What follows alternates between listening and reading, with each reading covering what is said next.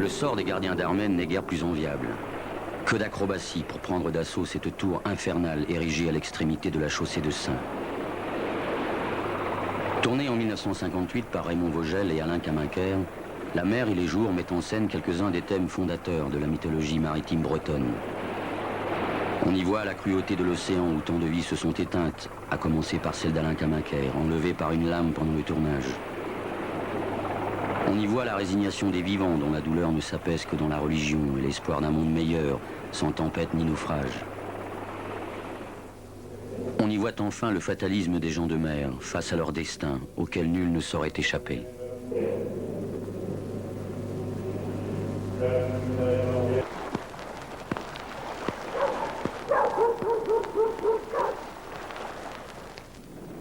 Ce mousse s'est probablement résigné à son existence. Au mois de mars, il a embarqué à Saint-Malo sur un 3-mâts goélette à destination de Terre-Neuve. Il n'en reviendra qu'en septembre, lorsque les arbres commenceront déjà à perdre leurs feuilles. Entre-temps, il aura vécu 6 mois de froid, d'humidité, de promiscuité, de brimade. Car les novices des morutiers sont souvent les souffres-douleurs de l'équipage. Pauvres gosses arrachés au giron de leur mère pour entrer au service de pêcheurs dont le principal défoulement est de les houspiller.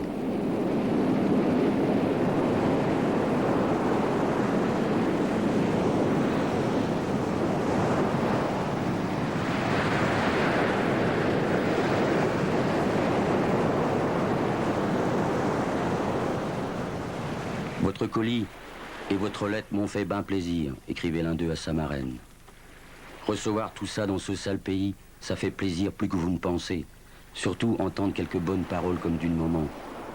Tenez, vous m'avez fait pleurer. Le capitaine m'avait flanqué sa main sur la gueule sans raison, et votre lettre m'a consolé. Excusez si ma lettre sent mauvais, ici tout pue. Sale pays, sale mer, sale morue.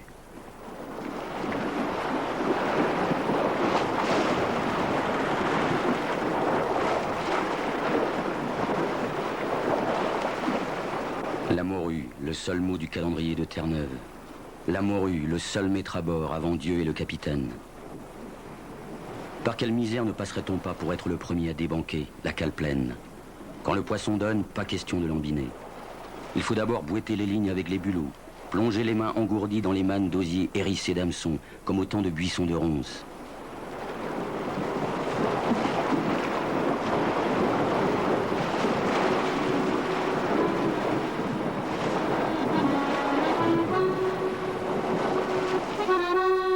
Alors les Doris s'égayent à 2 ou 3 milles autour du navire à l'ancre pour aller mouiller leurs lignes. Ils seront de retour à la nuit tombante, si la brume entre-temps ne vient pas les égarer. Quelques heures de sommeil et avant l'aube, les Dorissiers reprennent déjà la mer. Il faut aller relever les lignes, un travail éreintant qui va durer entre 4 et 8 heures, selon la pêche et l'état de la mer. La morue s'entasse au fond de l'esquif, qui s'enfonce, le liston au ras de l'eau. Une fois la dernière ligne bien lovée dans sa manne, les voiles sont établies, les avirons bordés pour rejoindre le navire et y transborder la pêche du jour.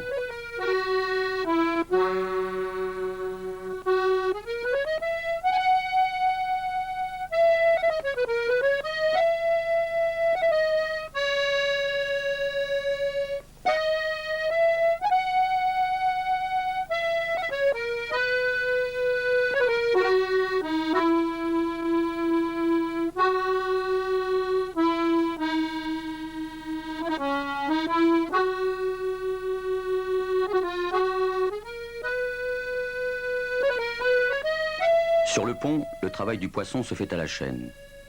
Le piqueur plante la morue sur un crochet et lui ouvre le ventre, libérant les viscères dont seul le foie sera récupéré. Il servira à la confection de la fameuse huile fortifiante, cauchemar de générations d'enfants malingres.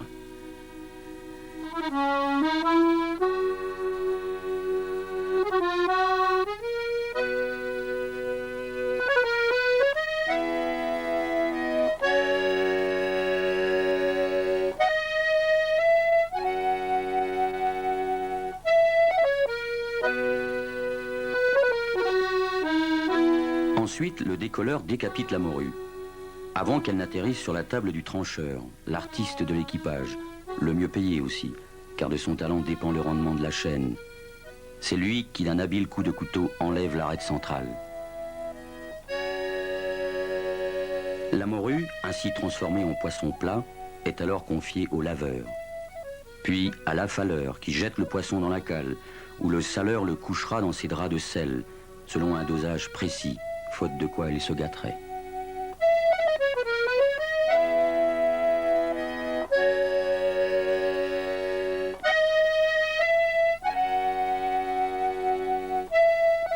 Au temps des voiliers, nombre de campagnes étaient endeuillées par des naufrages.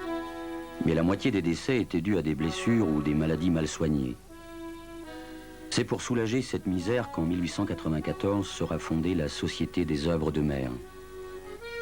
Tous les Terre-Neuvas se souviennent avec émotion des navires hôpitaux de cette organisation caritative. Aucun n'a oublié le célèbre père Yvon, qui était attendu sur les bancs comme le Messie.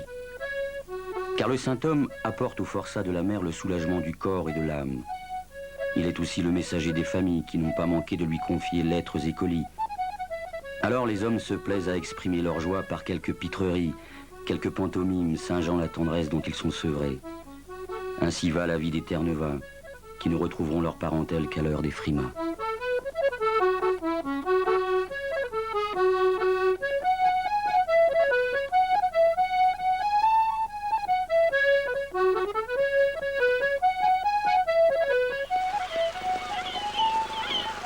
Si la morue a fait la fortune des armateurs de la côte nord, la sardine de tout temps nourrit les pêcheurs de la Bretagne atlantique.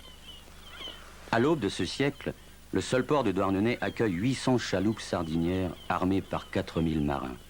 Vers la mi-juillet, lorsque les bancs arrivent en baie, c'est une véritable ruée vers l'or.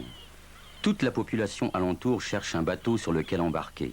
Marins, paysans, artisans, invalides, galopins.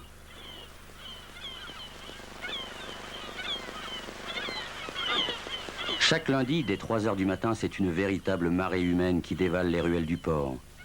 Car la sardine se pêche à l'aube.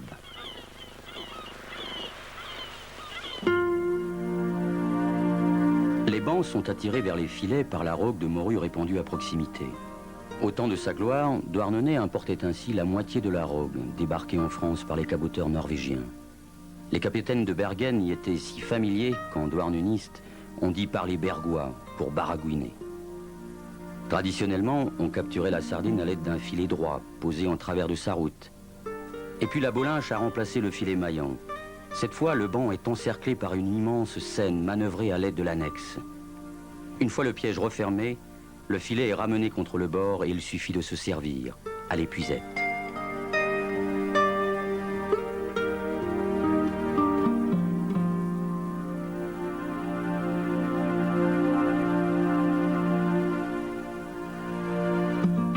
Dès la fin de la matinée, tous les bateaux sont de retour.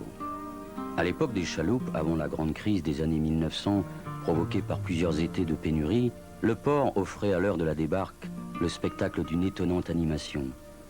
Tandis que la brise gonflait les voiles des filets bleus hissés aux mâtures, une noria de pêcheurs en vareuse transbordait les caissettes de poissons sous l'œil attendri des premiers estivants. On pouvait gagner son année en un seul mois d'été ou s'échiner à rembourser ses dettes, faute d'avoir trouvé le poisson espéré. Ici, l'on vit au jour le jour, riche comme Crésus une année, pauvre comme Job l'année suivante.